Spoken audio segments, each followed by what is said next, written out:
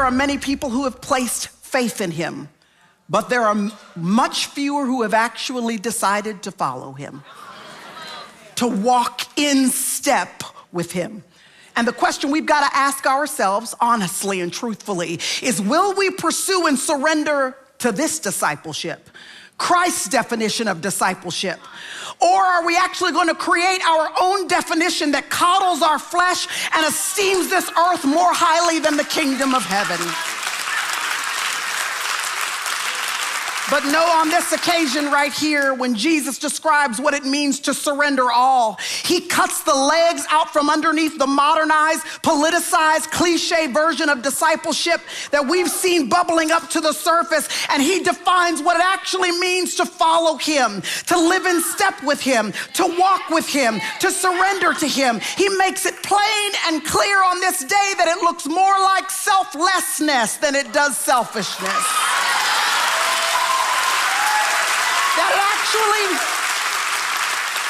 It actually requires that we trust him with our lives, with our futures. It means that we're more interested in being marked by the Holy Spirit than marketing ourselves. That we trust him and surrender all to him. And for that kind of invitation, like to really be willing to surrender all, we're gonna have to know who Jesus is. Because why would we surrender our lives to somebody who's just a good teacher? Why would we surrender to somebody unless we actually believe that he is who he said he is?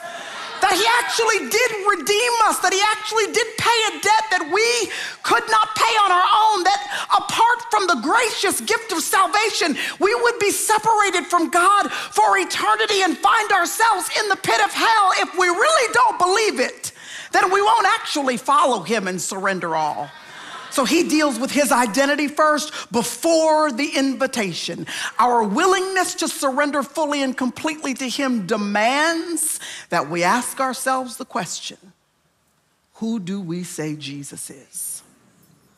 I remember about 2 decades ago, long time ago, I had the opportunity to speak in upstate New York, and I was there with 3 other women who were gonna be ministering at this women's conference. We all flew in around the same time, and then one of the women from this particular conference that was on the board, she came in this little minivan to pick us up and to take us to what we thought was gonna be the hotel where we were going to be staying for this particular event. And as we all got our bags and got into the car, she, with a bright, bubbly smile on her face as we began driving, she started telling us that we actually weren't going to a hotel, that we were gonna be staying in the home of another woman who was on the board of this ministry that graciously had opened her home to us to stay with her for those 2 or 3 nights that we were gonna be in town.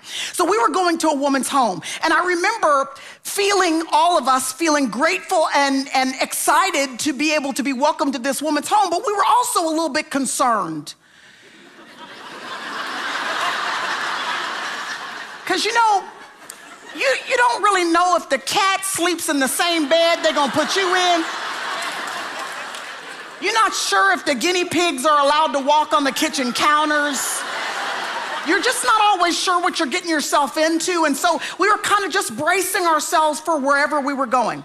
On the drive, the lady told us that this woman had a beautiful home. She said, you guys are gonna be so comfortable. I'm so glad that she's letting you come into her home. So we were just kind of getting more and more excited as she talked about it, but we could not have prepared ourselves for where we ended up. We drove down this beautiful winding street once we got off the freeway, and we came to a gate with a huge fence line that seemed to go as far as I could see to the left or the right. We were now very, very eager to see what in the world was behind this gate.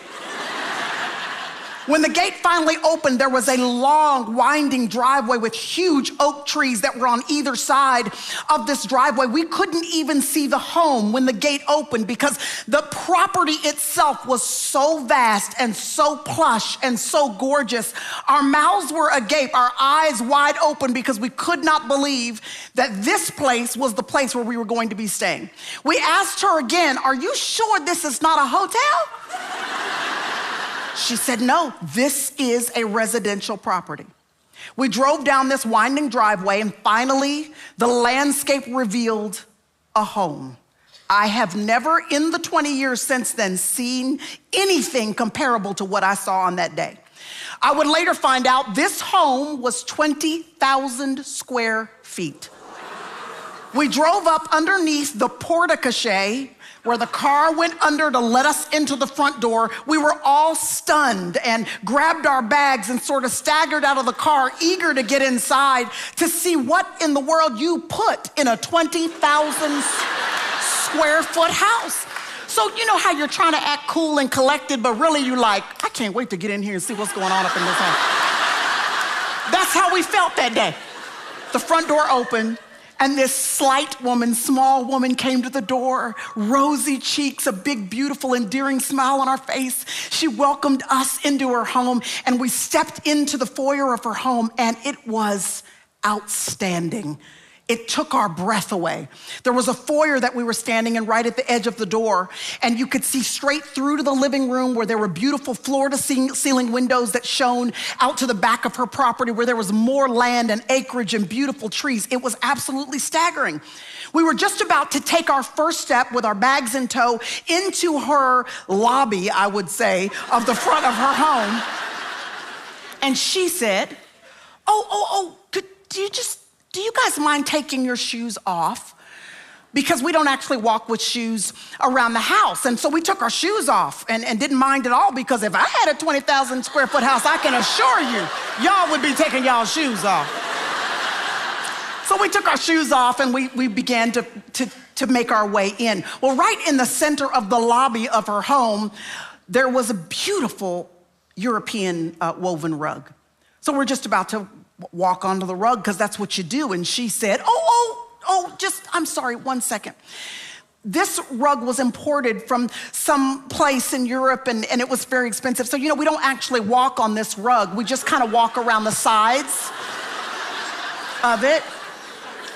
So now we have our bags, we are barefoot, and we are walking around the margins of the rug.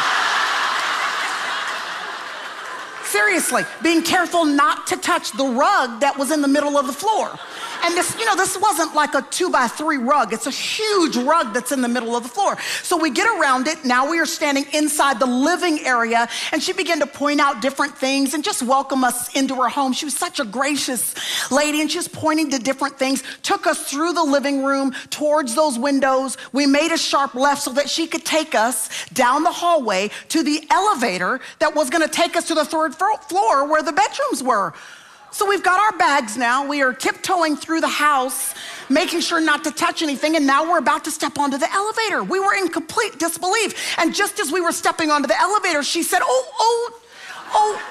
So the walls in the elevator were slats of beautifully burnished, carved pieces of wood. And she said these slats of wood that had these beautiful carved creations in them, she said they were specifically made for the elevator and they were imported from a province in India, and they're very expensive. So we want to make sure we don't ever chip the wood that's on the walls, because we don't even know how we would begin to get it fixed. So if you could keep your bags tucked in really closely, that would be helpful. So I kid you not, y'all, we are barefoot, tiptoeing through the house with our bags like this. We get up to the third floor. There are 4 beautiful bedrooms. Each one of us had our own bedroom. To me, they looked like master suites. They were big, beautiful, spacious rooms. The beds were king-size beds with beautiful comforters that were laid on top of them. And we've been traveling all day long. For me, from Texas all the way to upstate New York. It had been a long day, and I kind of set my stuff down and was just about to take a seat on top of that bed with that big, beautiful comforter. And she said, we don't actually use the comforters. They're actually just here for decoration. And even as she said it, she was already pulling it off the bed and folding it up and tucking it away and putting it inside the closet. She did that in each of the bedrooms, and when she was done sort of settling us in, she stood in the middle of the hallway in between the rooms, and she just said, I'm so glad y'all are here. Make yourself at home.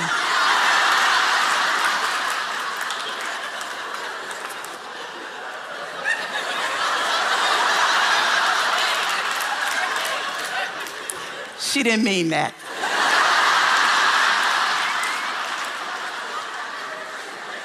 She said it, but she meant in theory, make yourself at home. And this is what we say to the Lord. We say, come on in, make yourself at home. But oh Lord, there's this part that I treasure right here, this entertainment choice. There's a relationship that I have. There is a habit, there's a dream, there's an aspiration. And Lord, you can come on in, but don't touch that, Lord. Don't renovate that part. Don't recalibrate that. Don't redecorate that. Don't realign that. Lord, make yourself at home, but in theory, Lord, not fully and completely. He says to the disciples then and to the disciples today, will you say, make yourself at home to me, and actually mean it? That every single part of our lives we will give him full and complete access to. Who do you say I am? I'm either just a good teacher or I am master and Lord.